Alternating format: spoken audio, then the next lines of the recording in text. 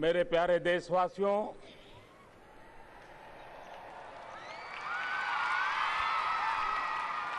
आजादी के पावन पर्व की आप सबको अनेक अनेक शुभकामनाएं।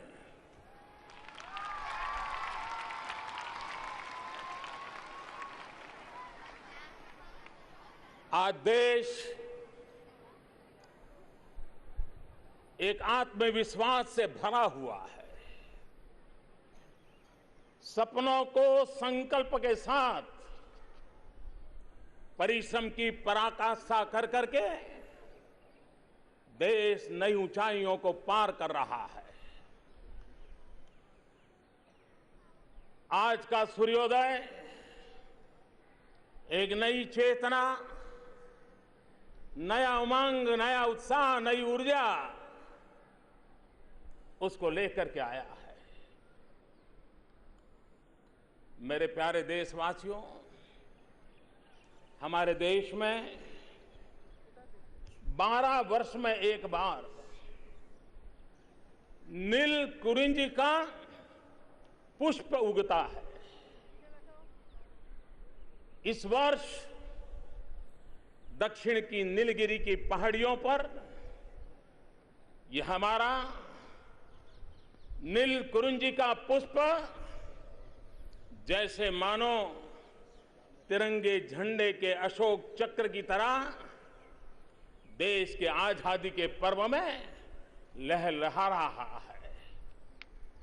मेरे प्यारे देशवासियों, आजादी का ये पर्व हम तब मना रहे हैं जब हमारी बेटियां उत्तराखंड, हिमाचल, मणिपुर, तेलंगाना, आंध्र प्रदेश, इन राज्यों की हमारी बेटियों ने 7 समंदर पार किया और 7 समंदर को तिरंगे रंग से रंग करके वो हमारे बीच लौट आई। मेरे प्यारे देशवासियों, हम आजादी का पर्व आज उस समय मना रहे हैं। एवरेस्ट विजय तो बहुत हुए हैं। अनेक हमारे वीरों ने, अनेक हमारी बेटियों ने एवरेस्ट पर जाकर के तिरंगा झंडा फहराया है। लेकिन इस आजादी के पर्व पर इस बात को याद करूंगा कि हमारे दूर सुदूर जंगलों में जीने वाले नन्हे मुन्ने आदिवासी बच्चों ने इस बार एवरेस्ट पर तिरंगा झंडा फहरा करके तिरंगे झंडे की शान और बढ़ा दी है। मेरे प्यारे देशवासियों, अभी अभी लोकसभा राज्यसभा के सत्र पूरे हुए और आपने देखा होगा कि सदन बहुत अच्छे ढंग से चले और एक प्रकार से संसद के ये सत्र पूरी तरह सामाजिक न्याय को समर्पित थे। दलित हो, पीड़ित हो, शोषित हो, वंचित हो, महिलाएं हो, उनके हकों की रक्षा करने के लिए हमारी संसद ने संवेदनशीलता और सजागता के साथ सामाजिक न्याय को और अधिक बलवत्तर बनाया। ओबीसी आयोग को सालों से संवैधानिक स्थान के लिए मांग उठ रही थी। इस बार संसद ने पिछड़े, अति पिछड़ों को, उस आयोग को संवैधानिक दर्जा दे करके, एक संवैधानिक व्यवस्था दे करके उनकी हकों की रक्षा करने का प्रयास किया है। हम आज उस समय आजादी का पर्व मना रहे हैं जब हमारे देश में उस खबरों ने देश में एक नई चेतना लाई है। हर भारतीय दुनिया के किसी भी कोने में क्यों न रहता हो, आज इस बात का गर्व कर रहा है कि भारत विश्व की छठी बड़ी इकोनॉमी में अपना नाम दर्ज करा दिया है। ऐसे एक सकारात्मक माहौल में, सकारात्मक घटनाओं की श्रृंखला के बीच आज हम आजादी का पर्व मना रहे हैं। देश को आजादी दिलाने के लिए पूज्य बापू के नेतृत्व में लक्षावधि लोगों ने अपना जीवन खपा दिया, जवानी जेलों में गुजार दी। कई क्रांतिकारी महापुरुषों ने फांसी के तख्त पर लटक करके देश की आजादी के फांसी के फंदों को चूम लिया। मैं आज देशवासियों की तरफ से आजादी के इन वीर सेनानियों को हृदयपूर्वक नमन करता हूं, अंतरपूर्वक प्रणाम करता हूं। जिस तिरंगे झंडे की आन बान शान हमें जीने जूझने की, मरने मिटने की प्रेरणा देता है, उस तिरंगे की शान के लिए देश के सेना के जवान अपने प्राणों की आहुति दे देते हैं। हमारे अर्धसैनिक बल जिंदगी खपा देते हैं। हमारे पुलिस बल के जवान सामान्य मानवी की रक्षा के लिए दिन रात देश की सेवा में लगे रहते हैं। मैं सभी सेना के जवानों को, अर्धसैनिक बलों को, पुलिस के जवानों को उसकी महान सेवा के लिए, उनकी त्याग तपस्या के लिए, उनके पराक्रम पुरुषार्थ के लिए आज तिरंगे झंडे की साक्ष में लाल किले की प्राचीर से शत शत नमन करता हूं और उनको बहुत बहुत शुभकामनाएं देता हूं। इन दिनों देश के अलग अलग कोने से अच्छी वर्षा की खबरें आ रही हैं, तो साथ साथ बाढ़ की भी खबरें आ रही हैं। अतिवृष्टि और बाढ़ के कारण जिन परिवारों को अपने स्वजन खोने पड़े हैं,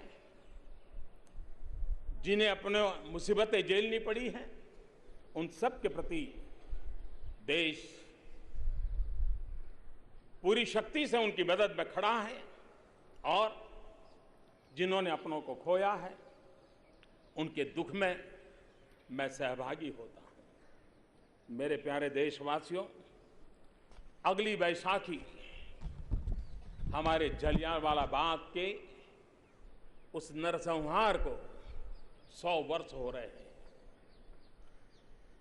देश के सामान्य लोगों ने देश की आजादी के लिए किस प्रकार से जान की बाजी लगा दी थी और जुल्म की सीमाएं कितने लांघ चुकी थी। जलियांवाला बाग हमारे देश के उन वीरों के त्याग और बलिदान का हमें प्रेरणा का संदेश देती है। मैं उन सभी वीरों को हृदयपूर्वक, आदरपूर्वक नमन करता हूं। मेरे प्यारे देशवासियों, ये आजादी ऐसे ही नहीं मिली है। पूज्य बापू के नेतृत्व में अनेक महापुरुषों ने, अनेक वीर पुरुषों ने, क्रांतिकारियों के नेतृत्व में अनेक नौजवानों ने, सत्याग्रह की दुनिया में रहने वालों ने जवानी जेलों में काट करके हमें देश को आजादी दिलाई है। लेकिन आजादी के संघर्ष में सपनों को भी संजोया है, भारत के भव्य रूप को भी उन्होंने मन में अंकित किया है। और आजादी के कई वर्षों पहले तमिलनाडु के राष्ट्रकवि सुब्रमण्यम भारती ने अपने सपनों को शब्दों में पिरोया था और उन्होंने लिखा था, एल्लारुम अमर निलियई ऐडुम नन मुरैयई इंडिया अलीगिरी को अलिकुम, इंडिया उलागिरी को अलिकुम, यानी कि भारत, उन्होंने आजादी के बाद क्या सपना देखा था? सुब्रमण्यम भारती ने कहा था, भारत पूरी दुनिया के हर तरह के बंधनों से मुक्ति पाने का रास्ता दिखाएगा।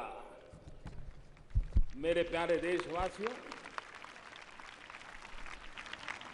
इन महापुरुषों के सपनों को पूरा करने के लिए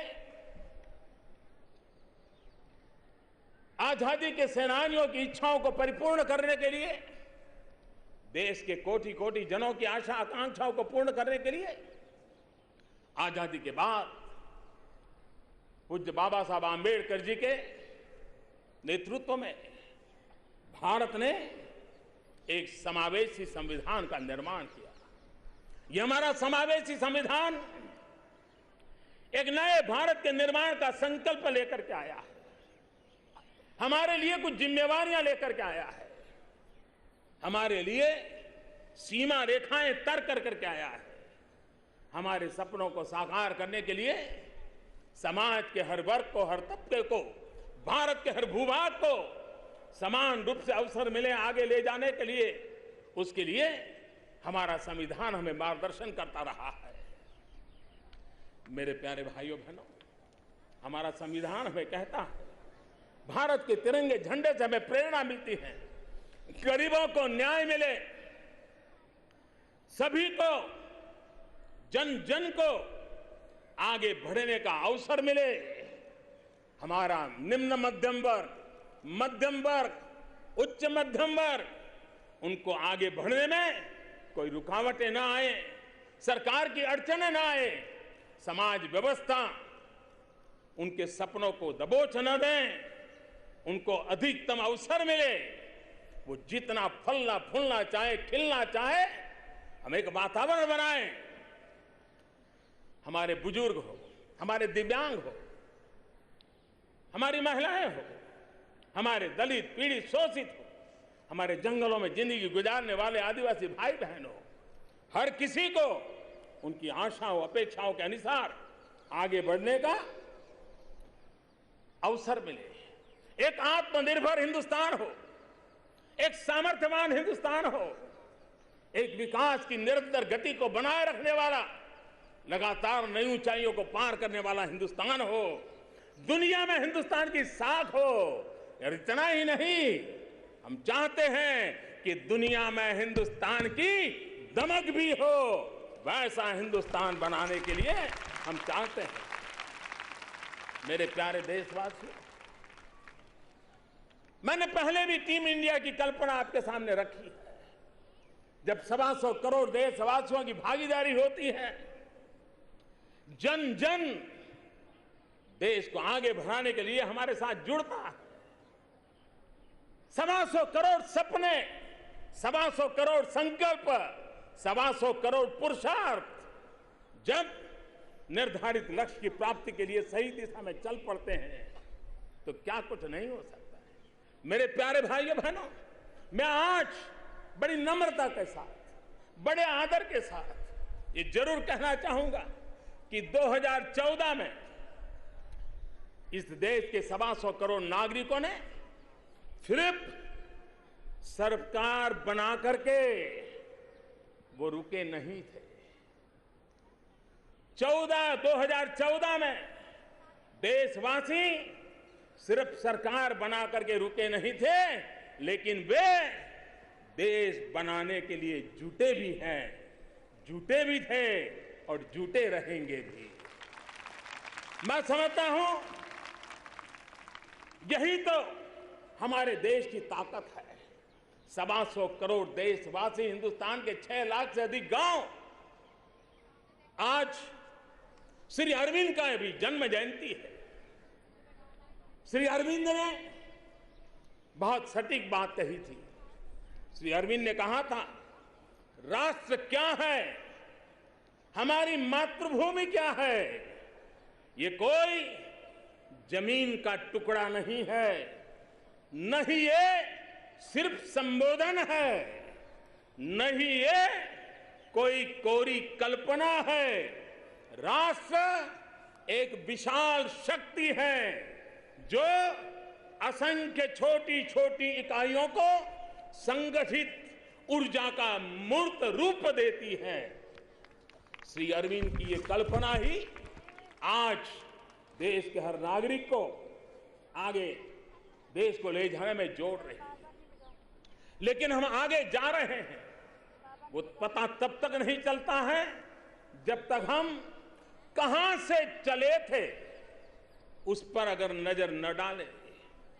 कहां से हमने यात्रा का आरंभ किया था, अगर उसकी ओर नहीं देखेंगे तो कहां गए हैं, कितना गए हैं, इसका शायद अंदाज नहीं आएगा। और इसलिए 2013 में हमारा देश जिस रफ्तार से चल रहा था, जीवन के हर क्षेत्र में 2013 की रफ्तार थी। उस 2013 की रफ्तार को अगर हम आधार मान के सोचें और पिछले 4 साल में जो काम हुए हैं उन कामों को अगर लेखा जोखा ले तो आपको अचरज होगा कि देश की रफ्तार क्या है, गति क्या है, प्रगति कैसे आगे बढ़ रही है।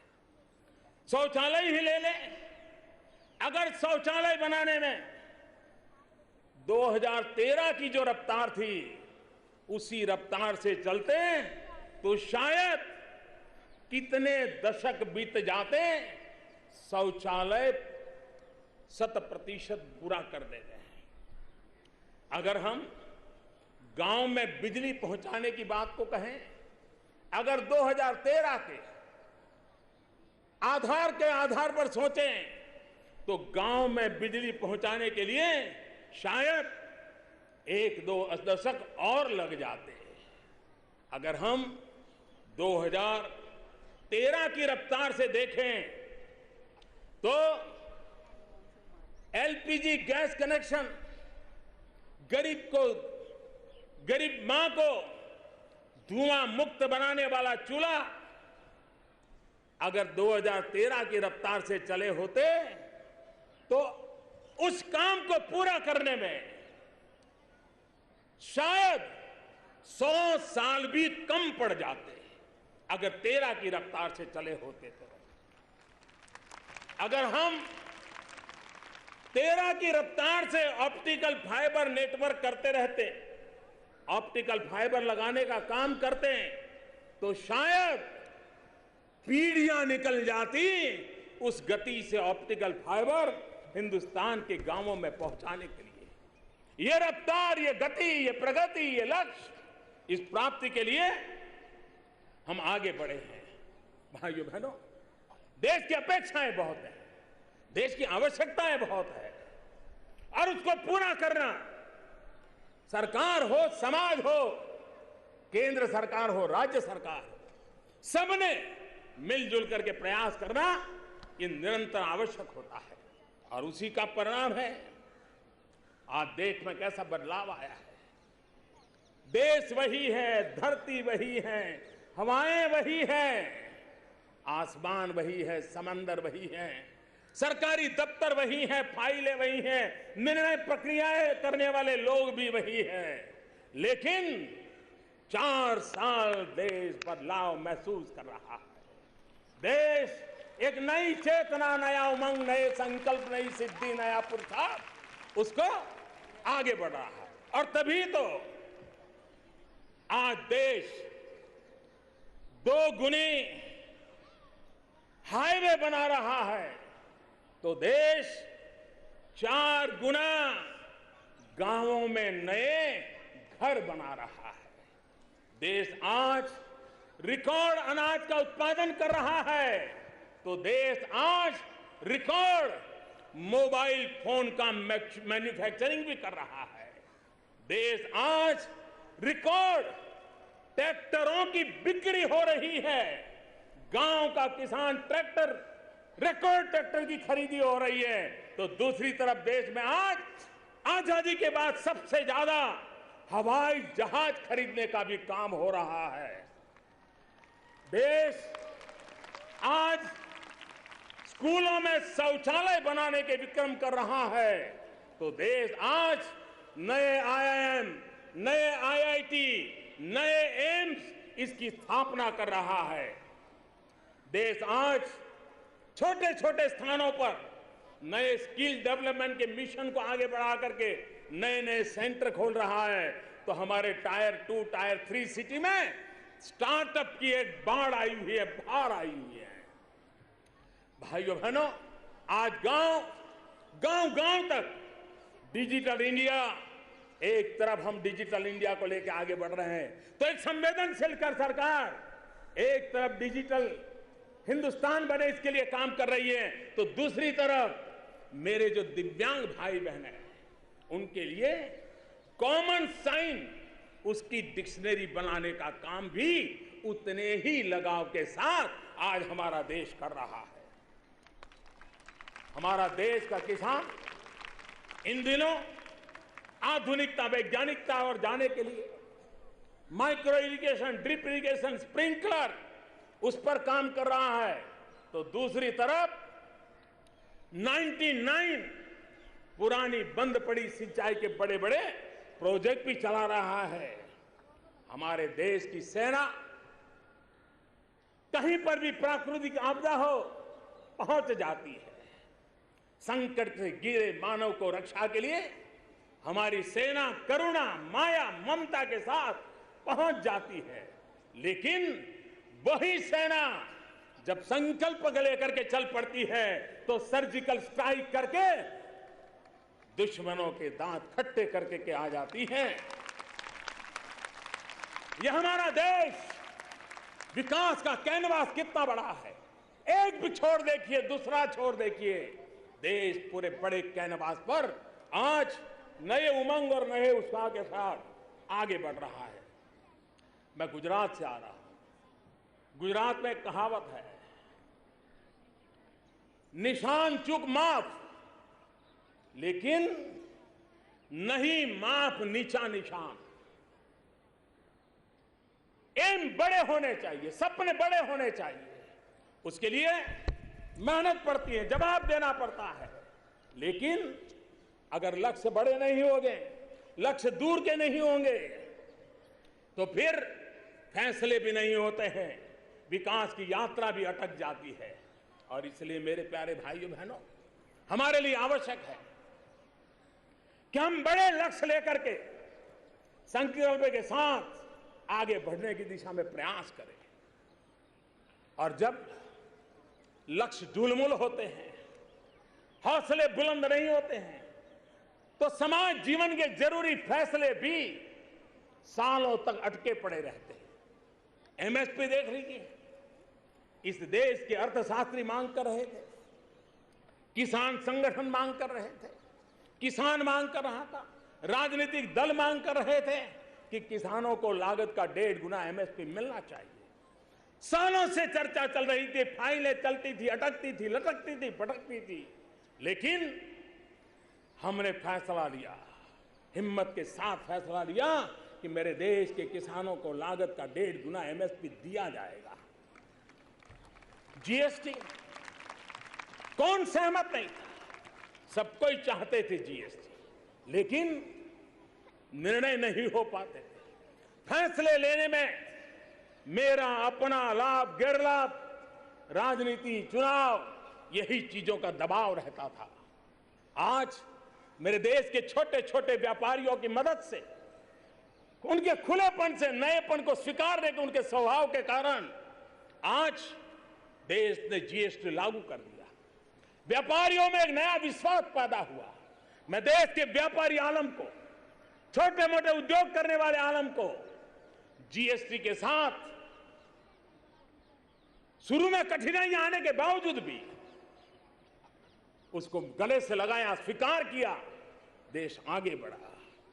आज हमारे देश के बैंकिंग सेक्टर को ताकतवर बनाने के लिए इंसॉल्वेंसी का कानून हो, बैंक्रप्सी का कानून हो, किसने रोका था पहले? नहीं होता था। इसके लिए एक ताकत लगती है, दम लगता है, विश्वास लगता है और जनता जनार्दन के प्रति उन्होंने समर्पण लगता है, तब निर्णय होता। बेनामी संपत्ति का कानून क्यों नहीं लगता था? जब हौसले बुलंद होते हैं, देश के लिए कुछ करने का इरादा होता है, तो बेनामी संपत्ति के कानून भी लागू होते हैं। मेरे देश की सेना के जवान 3-3, 4-4 दशक से 1 रैंक 1 पेंशन के लिए मांग कर रहे थे। वो डिसिप्लिन में रहने के कारण आंदोलन नहीं करते थे, लेकिन आवाज सुना रहे थे। कोई नहीं सुनता था, किसी ने तो निर्णय करना होता था। आपने भी उस निर्णय की जिम्मेवारी दी, हमने इसको पूरा कर दिया। मेरे प्यारे भाइयों बहनों, हम कड़े फैसले लेने का सामर्थ्य रखते हैं, क्योंकि देश हित हमारे लिए सर्वोपरि है। दल हित के लिए काम करने वाले हम लोग नहीं हैं, और उसी के कारण हम संकल्प लेकर के चल पड़े हैं।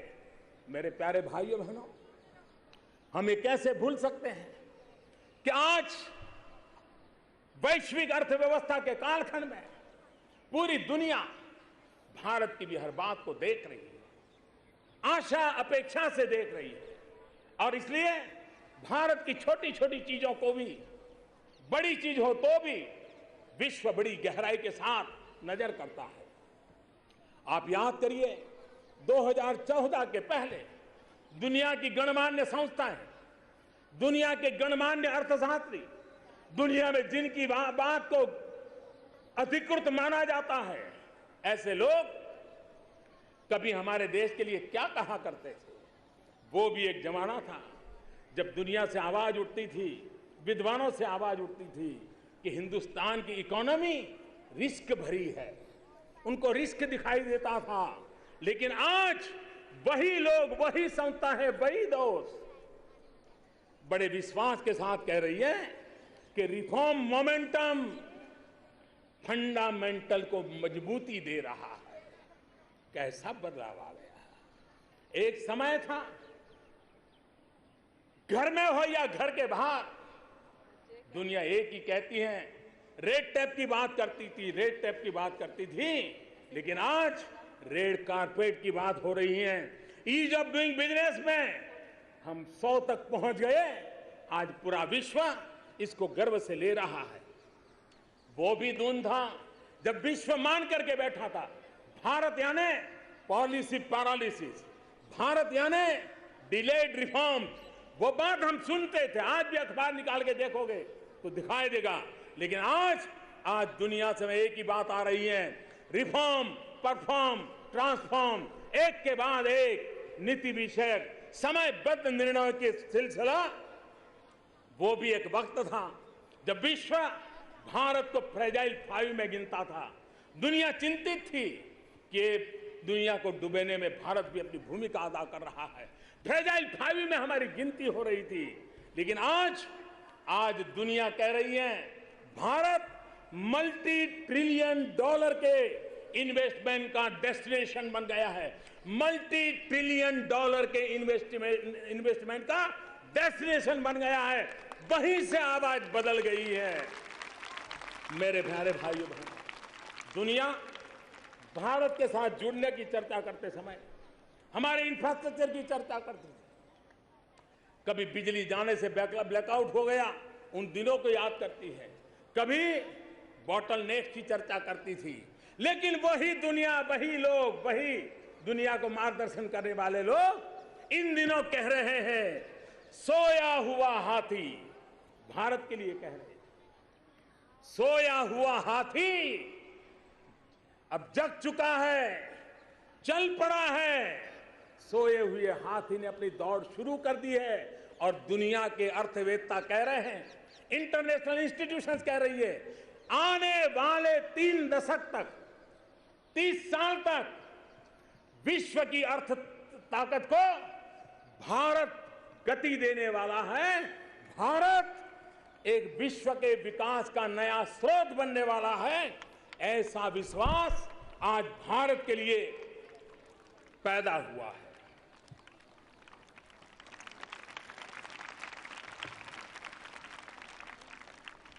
मेरे प्यारे देशवासियों, आज अंतर्राष्ट्रीय मंच पर भारत की साख बढ़ी है।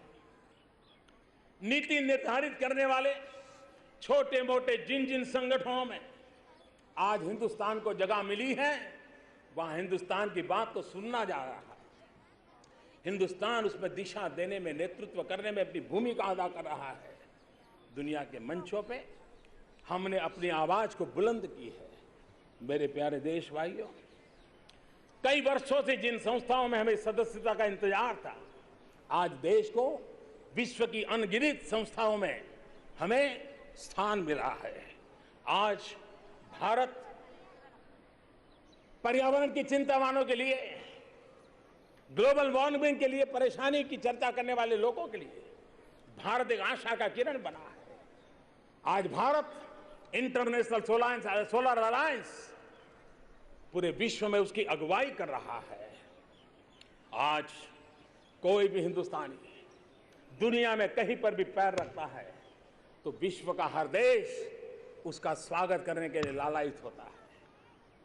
उसकी आंखों में एक चेतना आ जाती है हिंदुस्तानी को देख करके। भारत के पासपोर्ट की ताकत बढ़ गई है। हर भारतीय के आत्मविश्वास ने एक नई ऊर्जा, नया उमंग लेकर के आगे बढ़ने का संकल्प पैदा किया है।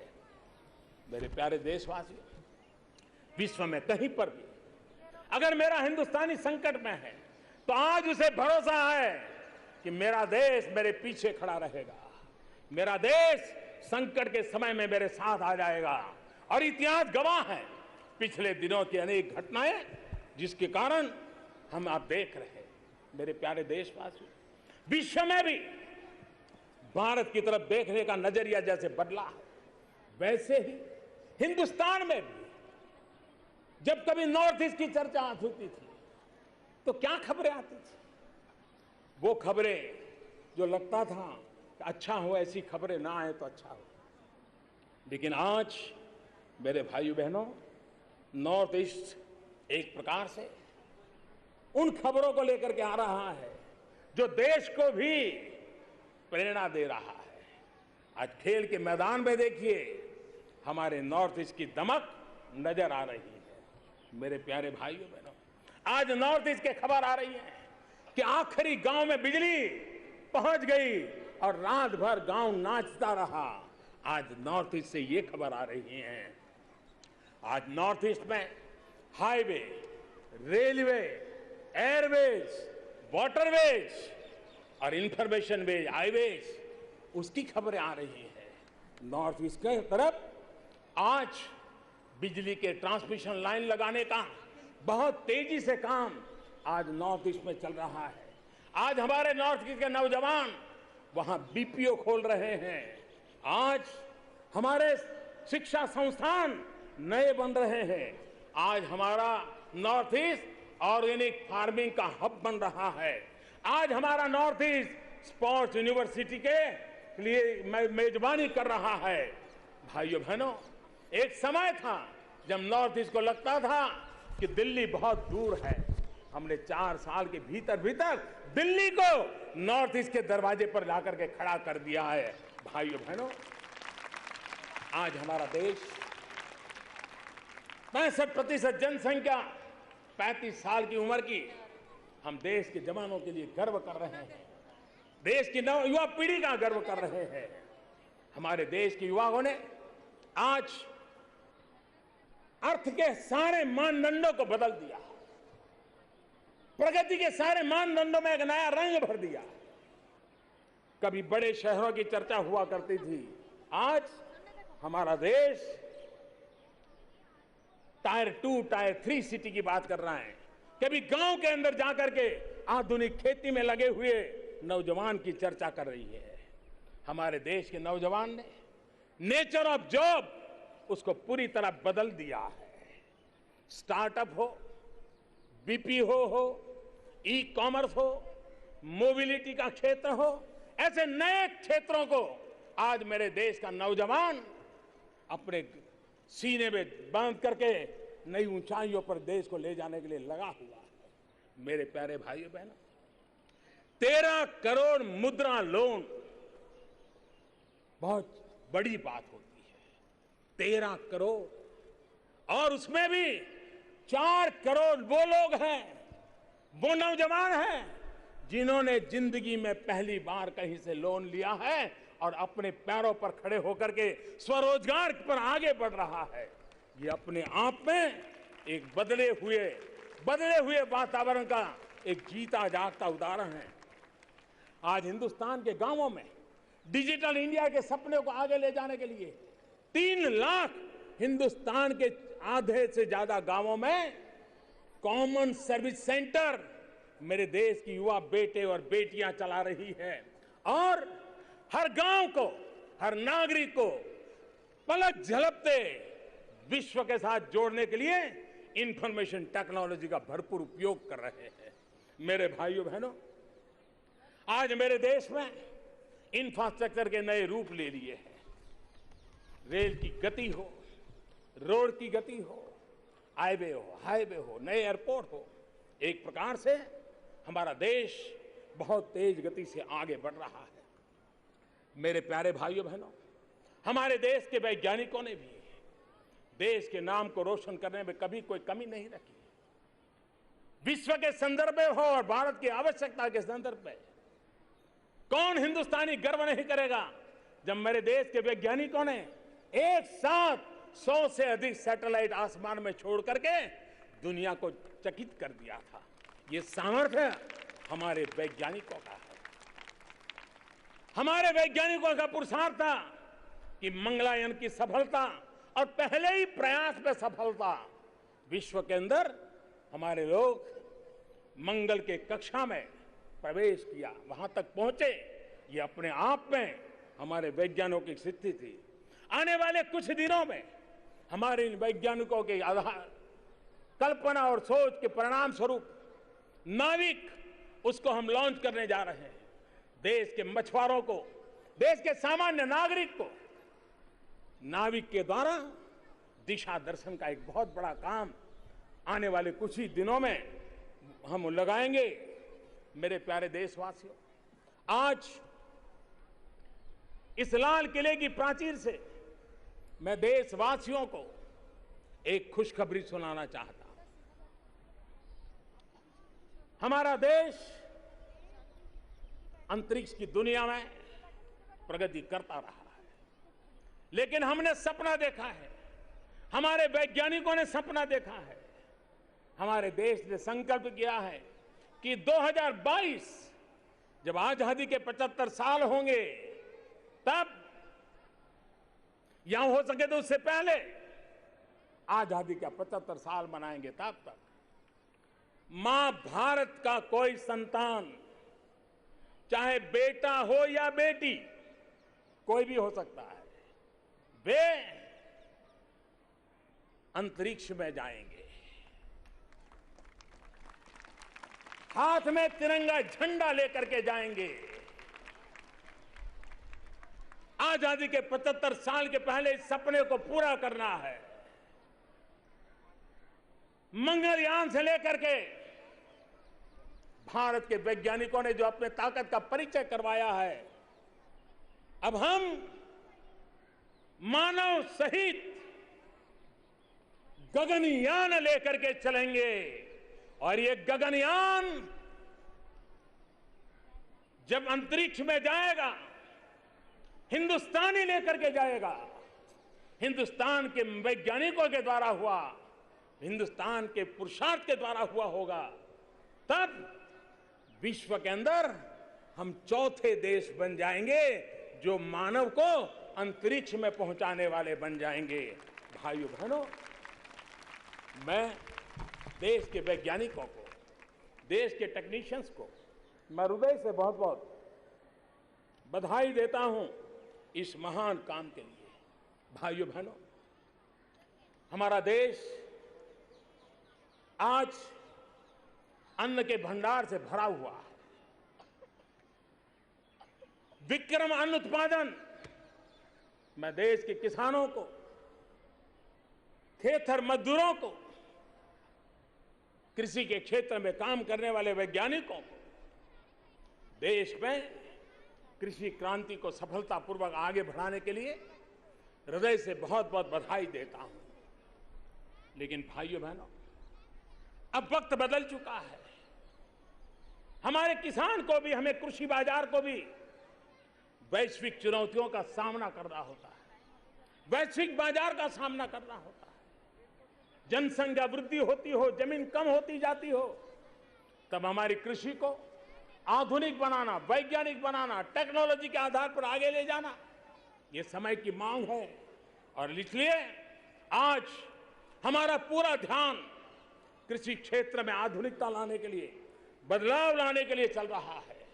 हमने सपना देखा है किसानों की आय दोगुनी करने का। आजादी के 75 साल हो, किसानों की आय दोगुनी करने का सपना देखा है। कई लोगों को इस पर आशंकाएं होती है, बहुत स्वाभाविक है।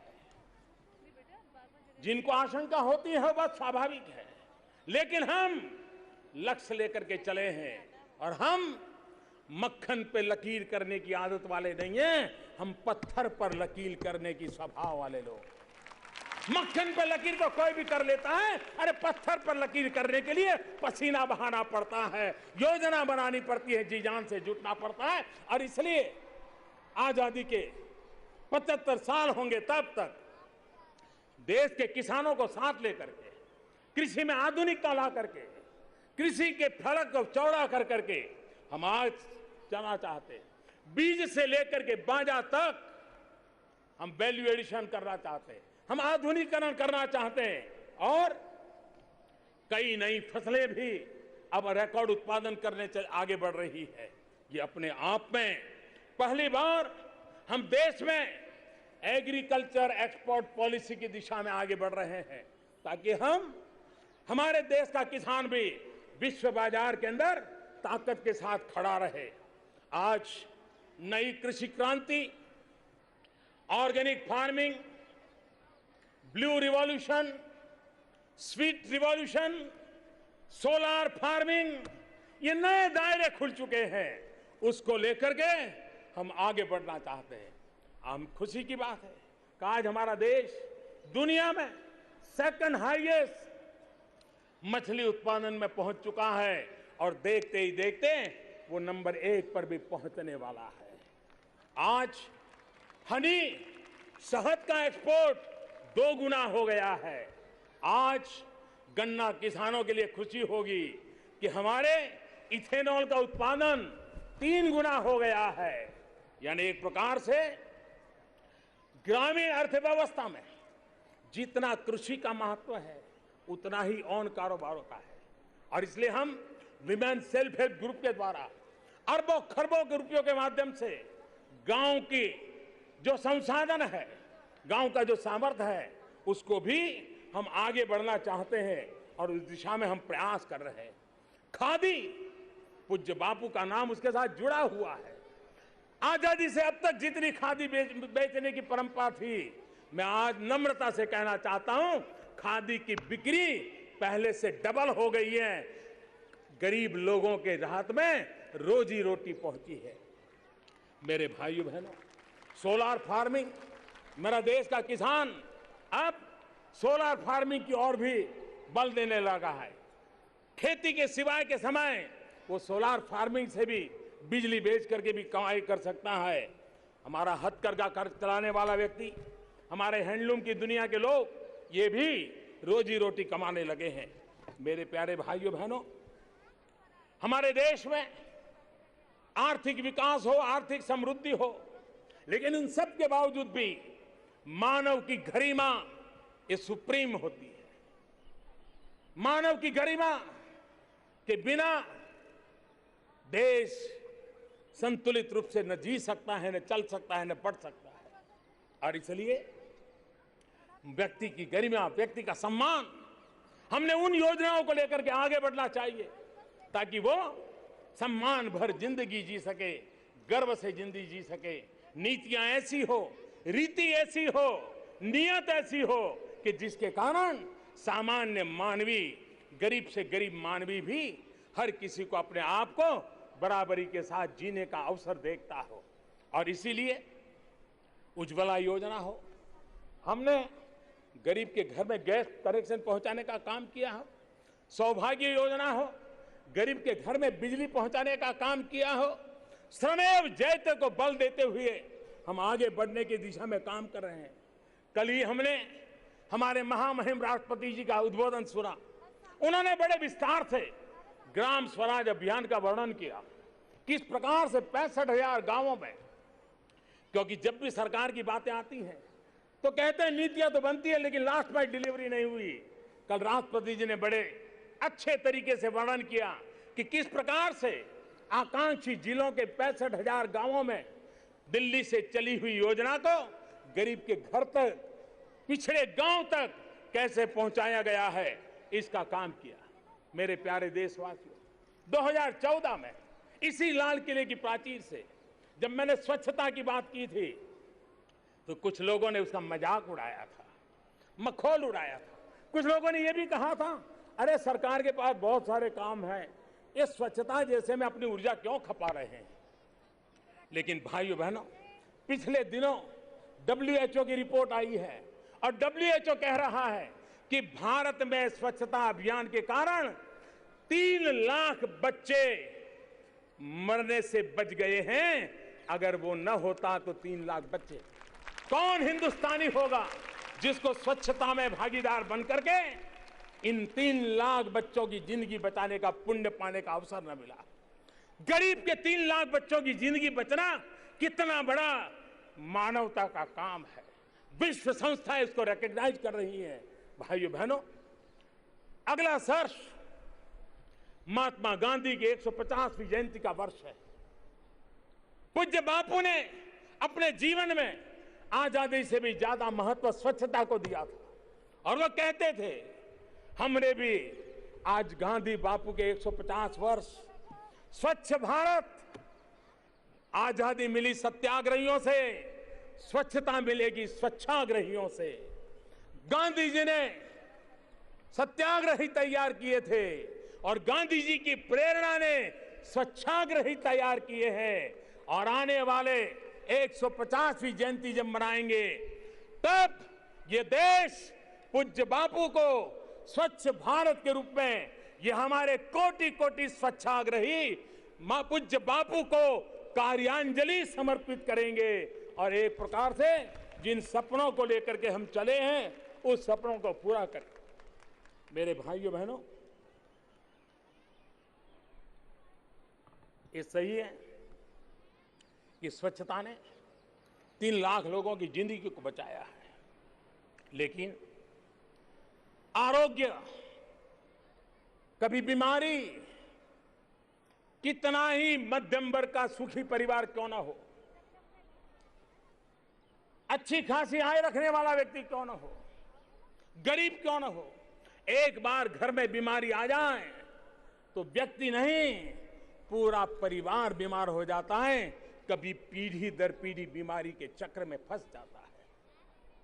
देश के गरीब से गरीब व्यक्ति को, सामान्य जन को आरोग्य की सुविधा मिले, इसलिए गंभीर बीमारियों के लिए और बड़ी अस्पतालों में सामान्य मानवी को भी आरोग्य की सुविधा मिले, मुफ्त में मिले।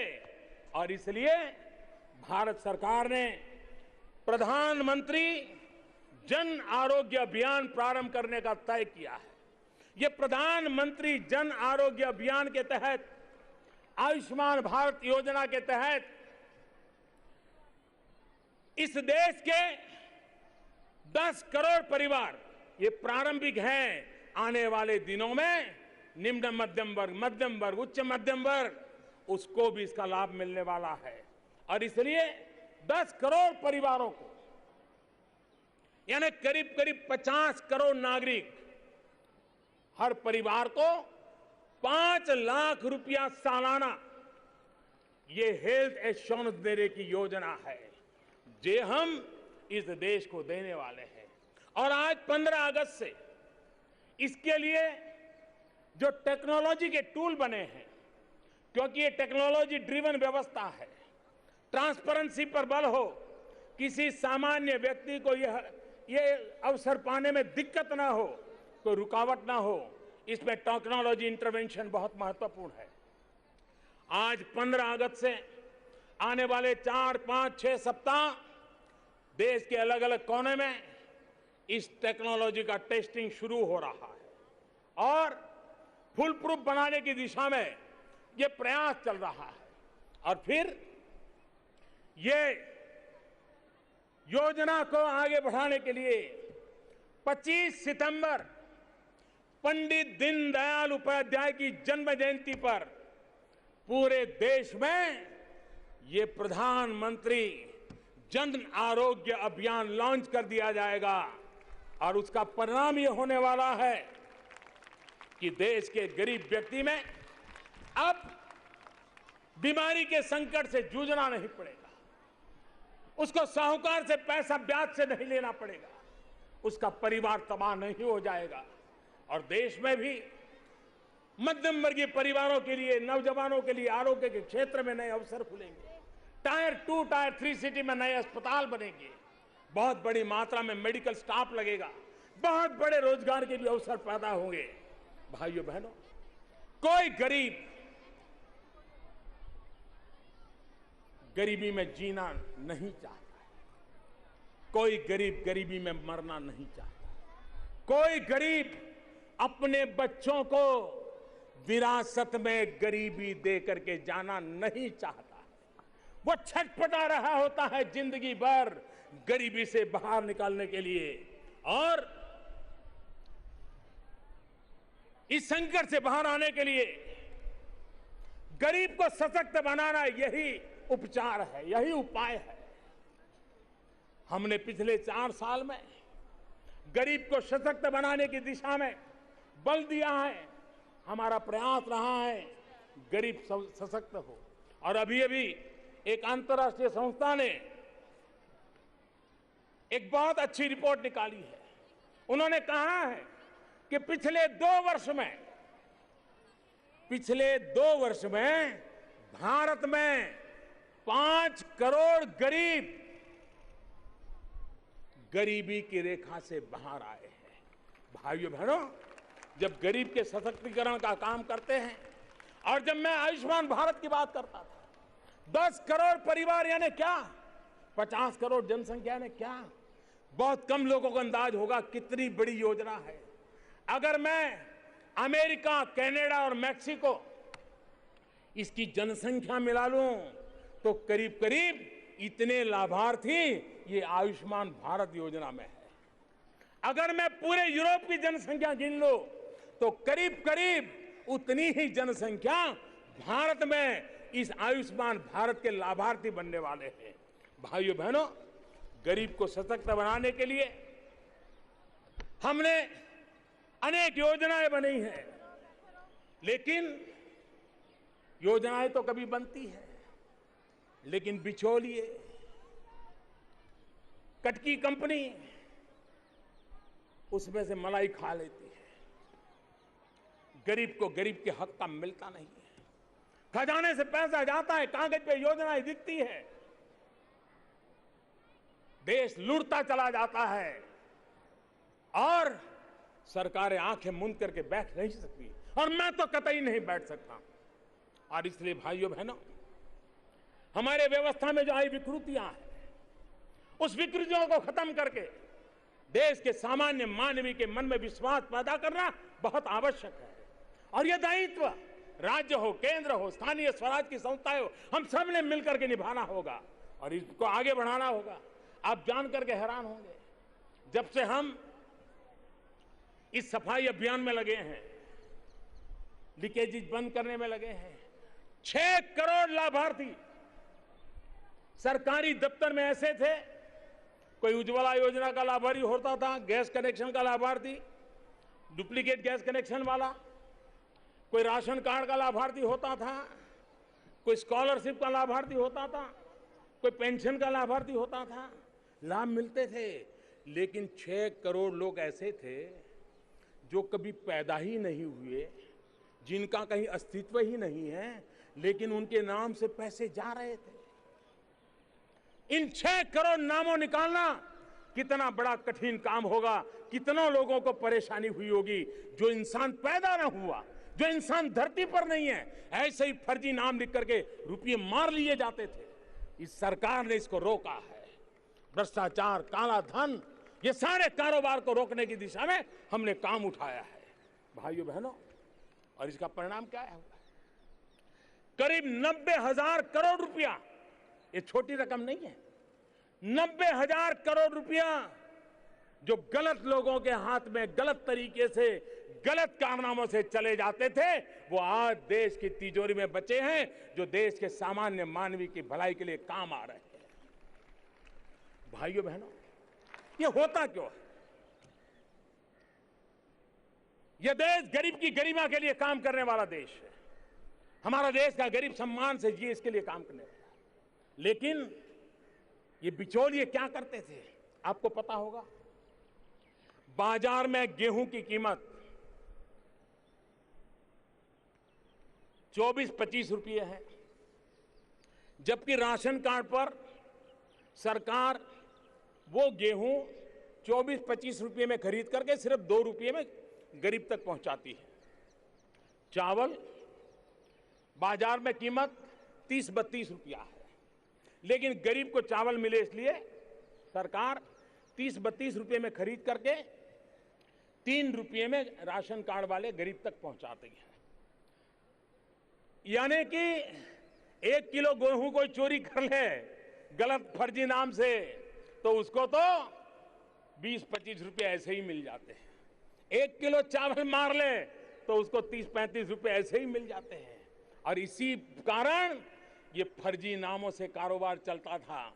और जब गरीब राशन कार्ड दुकान पे जाता था, वो कहता था राशन खत्म हो गया, राशन वहां से निकल के दूसरी दुकान पे चला जाता था, और वो 2 रुपये से मिलने वाला राशन मेरे गरीब को 20 रुपया 25 रुपये से खरीदना पड़ता था, उसका हक छीन लिया जाता था भाई। और इसलिए हम इस फर्जी कारोबार को बंद किया और उसको रोका। भाइयों बहनों, हमारे देश के कोटि गरीबों को 2 रुपये में, 3 रुपये में खाना मिलता है। सरकार उसके लिए बहुत बड़ा आर्थिक खर्च कर रही है, लेकिन इसकी क्रेडिट सरकार को नहीं जाती है।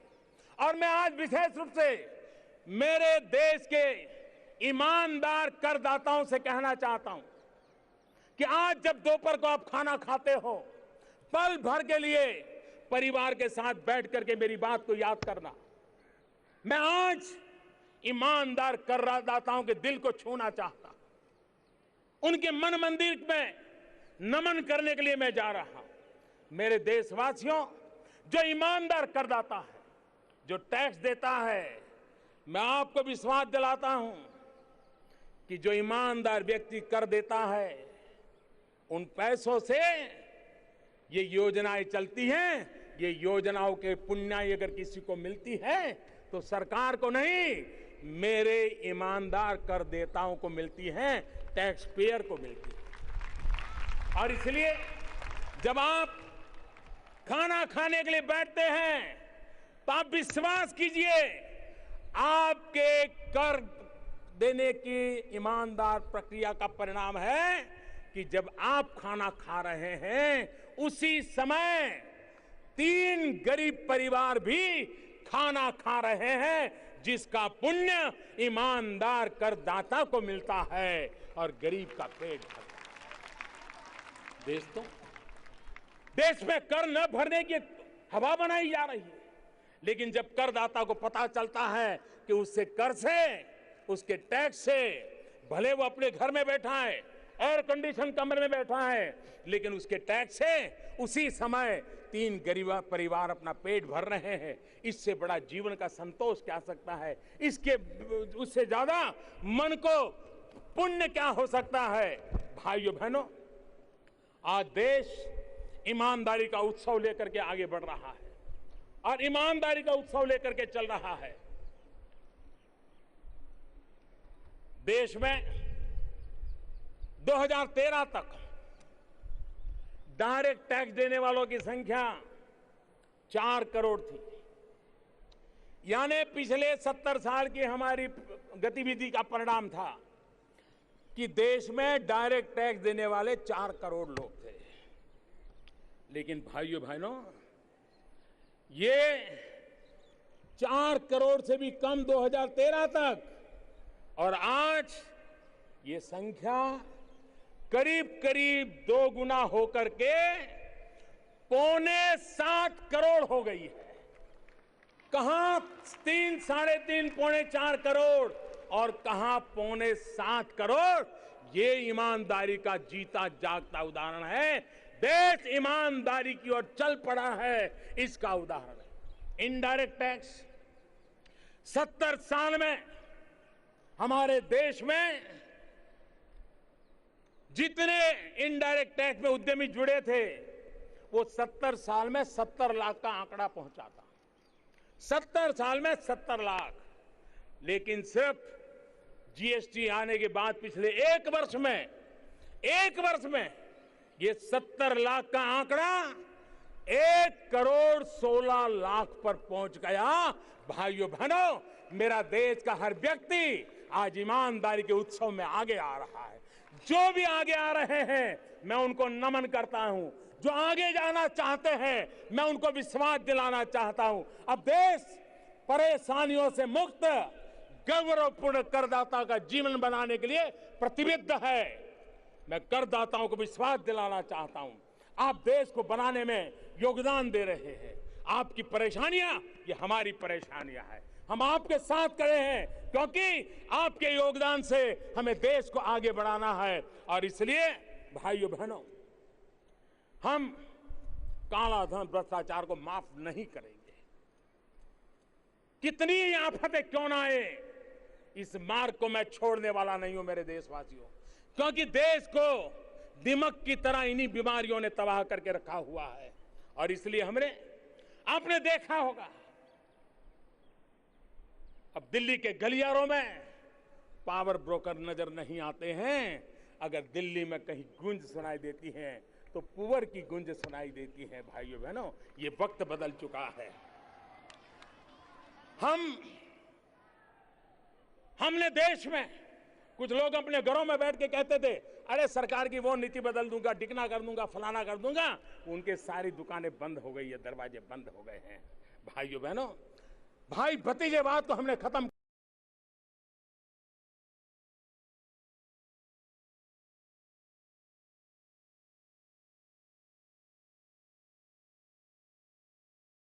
ये आंकड़ा छोटा नहीं है। 3 लाख संदिग्ध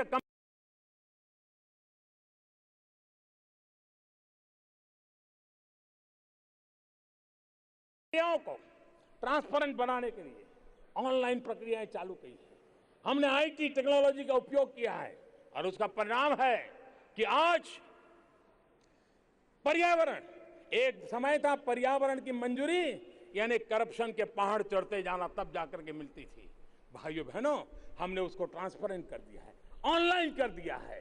कोई भी व्यक्ति उसको देख सकता है और भारत के संसाधनों का सही उपयोग हो, इस पर हम काम कर सकते हैं। भाइयों बहनों, आज हमारे लिए गर्व का विषय है कि हमारे देश में आज सुप्रीम कोर्ट में 3 महिला सुप्रीम कोर्ट में जज हमारी बैठी हुई हैं। कोई भी भारत की नारी गौरव कर सकती है कि भारत की सुप्रीम कोर्ट में आज 3 महिला माननीय न्यायाधीश आज हमारे देश को न्याय दे रही हैं। भाइयों बहनों, मुझे गर्व है, आजादी के बाद ये पहली कैबिनेट है जिसमें सर्वाधिक महिलाओं को स्थान मिला है। भाइयों बहनों, मैं आज इस मंच से मेरी कुछ बेटियां, बहादुर बेटियों को एक खुशखबरी देना चाहता हूं।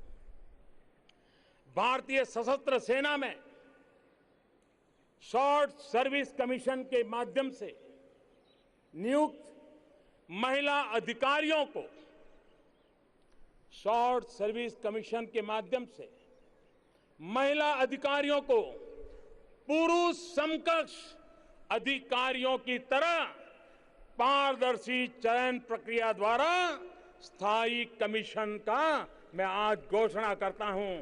जो हमारी लाखों बेटियां आज यूनिफॉर्म की जिंदगी जी रही है, देश के लिए कुछ करना चाहती है, उनके लिए आज मैं ये तोहफा दे रहा हूं, लाल किले की प्राचीर से दे रहा हूं।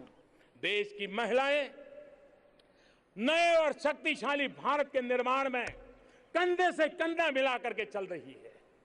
हमारी मां बहनों का गौरव, उनका योगदान, उनका सामर्थ्य आज देश अनुभव कर रहा है। खेत से लेकर खेल के मैदान तक हमारी महिलाएं हिंदुस्तान का तिरंगा झंडा ऊंचा कर रही है। सरपंच से लेकर के संसद तक हमारे देश की महिलाएं देश के विकास के लिए अपना योगदान दे रही है। स्कूल से लेकर के सेना तक हमारे देश की महिलाएं आज कंधे से कंधा मिला करके आगे बढ़ रही है। लेकिन जब इतनी बड़ी मात्रा में हमारी महिलाएं अपने पराक्रम से आगे बढ़ रही हो तो कभी कभी विकृतियां भी हम देख रहे हैं और महिला शक्ति को चुनौती देने वाली राक्षसी शक्तियां भी कभी कभी उभर करके आ जाती है। बलात्कार पीड़ादायक है, लेकिन बलात्कार की शिकार उस बेटी को जितनी पीड़ा होती है उससे लाखों गुना पीड़ा हमें, देशवासियों को, देश को, जनता को, हर एक को लाखों गुना पीड़ा होनी चाहिए। भाइयों बहनों, ये राक्षसी मनोवृत्ति, उससे समाज को मुक्त कराना होगा, देश को मुक्त कराना होगा। कानून अपना काम कर रहा है। पिछले दिनों मध्य प्रदेश में 5 दिन के अंदर कटनी में बलात्कारियों का केस 5 दिन चला और 5 दिन में फांसी की सजा सुनाई दी गई। उसी प्रकार से राजस्थान में भी कुछ ही दिनों में बलात्कारियों के केस चले और उनको फांसी की सजा सुना दी गई। आज ये फांसी की खबरें जितनी ज्यादा प्रचारित होगी, इन राक्षसी मनोवृत्ति के लोगों में भय पैदा होगा। हमें इन खबरों को प्रचारित करना चाहिए। अब फांसी पे लटकना तय हो रहा है, ये अब लोगों को पता चलना चाहिए और राक्षसी वृत्ति की मानसिकता वालों को भय होना चाहिए। हमें इस मानसिकता पर प्रहार करने की आवश्यकता है, इस सोच पर प्रहार करने की आवश्यकता है, इस विकृति पर प्रहार करने की आवश्यकता है।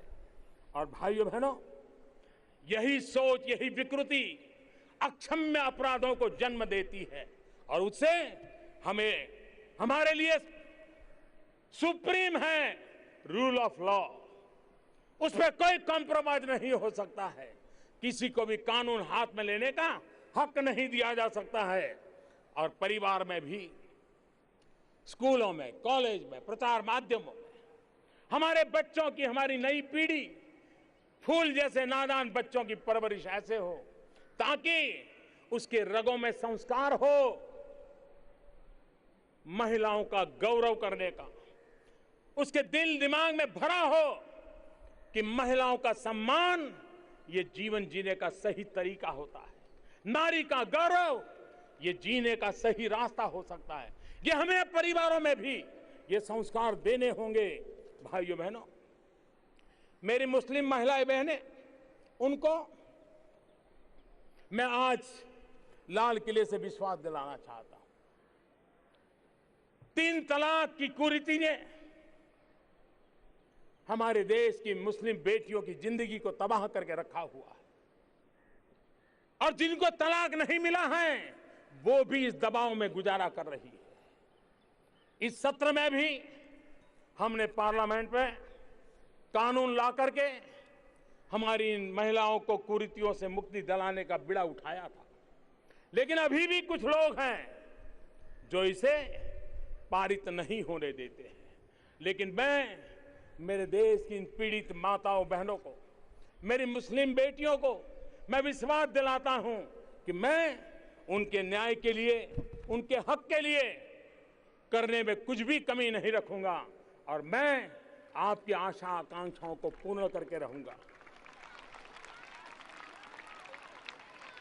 मेरे प्यारे देशवासियों, सेना हो, अर्धसैनिक हो, अर्धसैनिक बल हो, हमारे पुलिस बल हो, हमारी खुफिया एजेंसी हो, इनकी एकजुटता ने देश में आंतरिक सुरक्षा को एक बहुत बड़ी ताकत दी है। एक आंतरिक सुरक्षा का एहसास पैदा किया है। एक शांति के वातावरण को उनके इस त्याग, तपस्या और कठोर परिश्रम के कारण एक नया विश्वास पैदा हुआ है। भाइयों बहनों, आए दिन नॉर्थ ईस्ट में हिंसक घटनाओं की खबरें आती थी, अलगाववाद की खबरें आती थी, बम, बंदूक, पिस्तौल की घटनाएं सुनाई देती थी। लेकिन आज एक arm forces special power act जो 3-3, 4-4 दशक से लगा हुआ था, आज मुझे खुशी है कि हमारे सुरक्षा बलों के प्रयासों के कारण, राज्य सरकारों की सक्रियता के कारण, केंद्र और राज्य की विकास की योजनाओं के कारण जन सामान्य को जोड़ने के प्रयासों का परिणाम है कि आज कई वर्षों के बाद त्रिपुरा और मेघालय, दो राज्य पूरी तरह arm forces special power act से मुक्त हो गए हैं। अरुणाचल प्रदेश के भी कई जिले इससे मुक्त हो गए हैं। इन्हें गिने जिलों में अब ये स्थिति बची। लेफ्ट विंग एक्सट्रीमिज्म, माओवाद देश को रक्त से रंजित कर रहा है। आए दिन हिंसा की वारदातें करना, भाग जाना, जंगलों में छिप जाना, लेकिन लगातार हमारे सुरक्षा बलों के प्रयासों के कारण, विकास की नई नई योजनाओं के कारण, जन सामान्य को जोड़ने के प्रयासों के कारण जो लेफ्ट विंग एक्सट्रीमिज्म 126 जिलों में मौत के साए में जीने के लिए मजबूर कर रहा था, आज वो कम होकर के करीब करीब 90 जिलों तक आ गया है और वो बहुत तेजी से आगे बढ़ रहा है।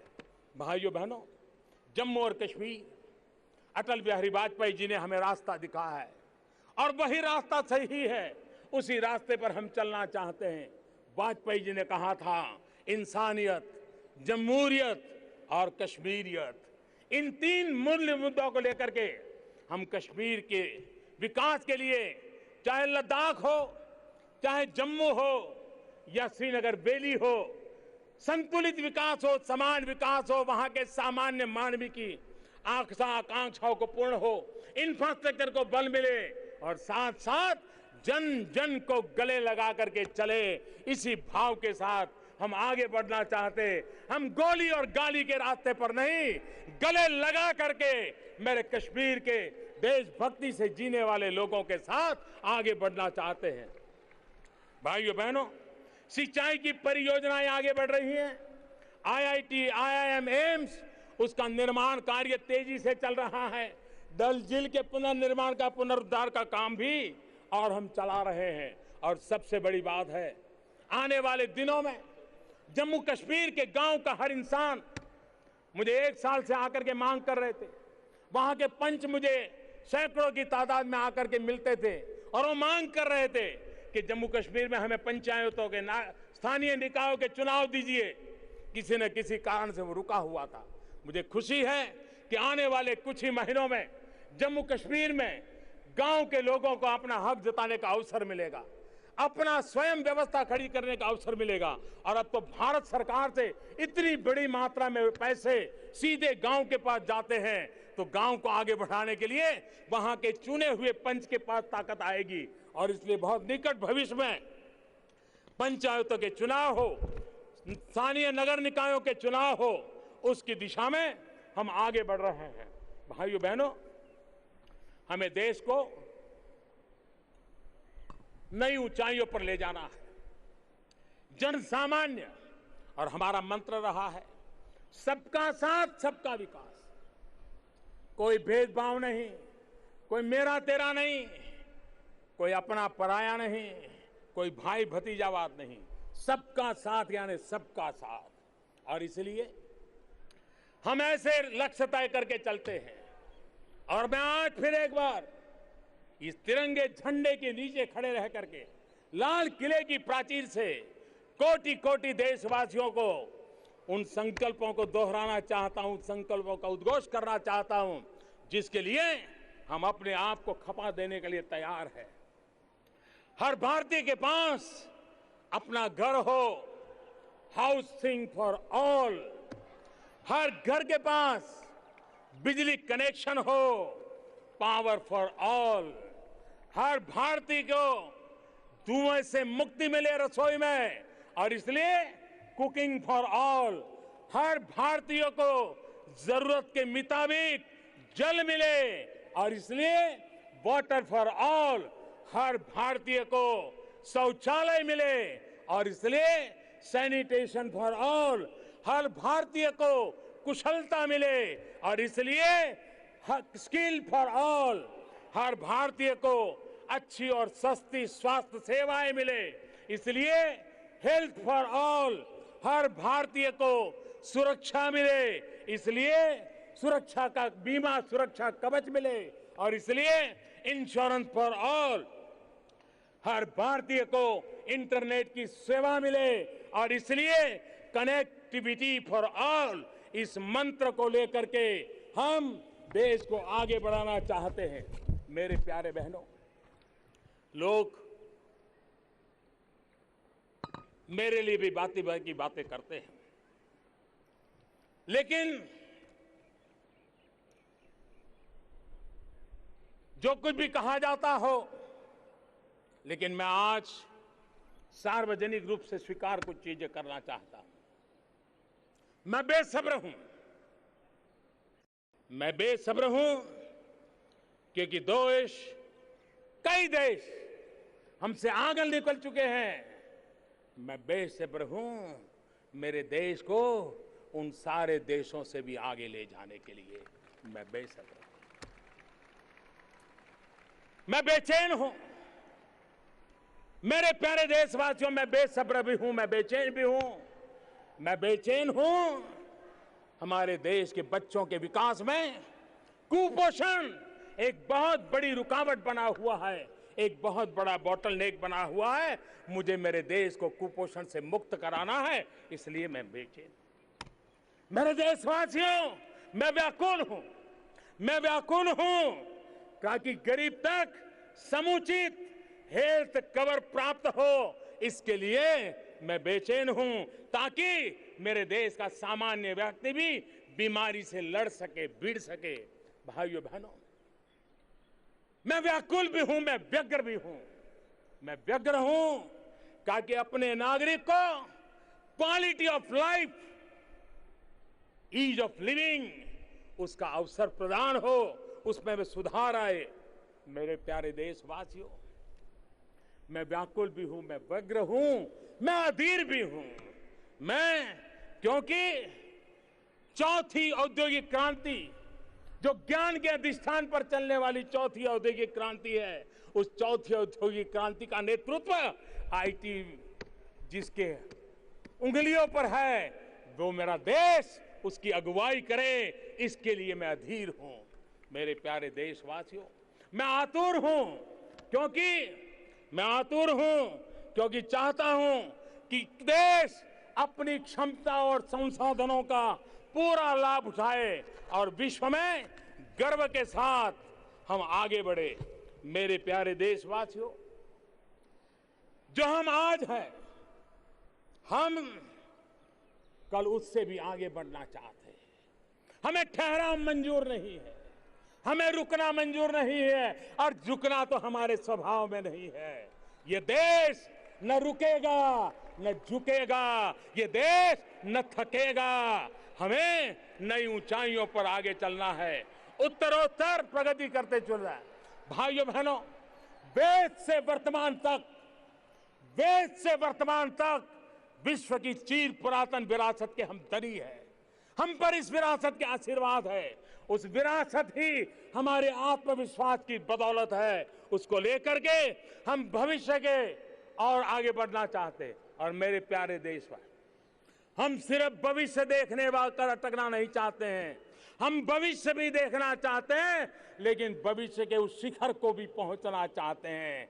भविष्य के शिखर को सपना लेकर के हम चलना चाहते हैं। और इसलिए मेरे प्यारे देशवासियों, मैं आपको एक नई आशा, नया उमंग, नया विश्वास, देश उसी से चलता है, देश उसी से बदलता है। और इसलिए मेरे प्यारे देशवासियों, अपने मन में एक लक्ष्य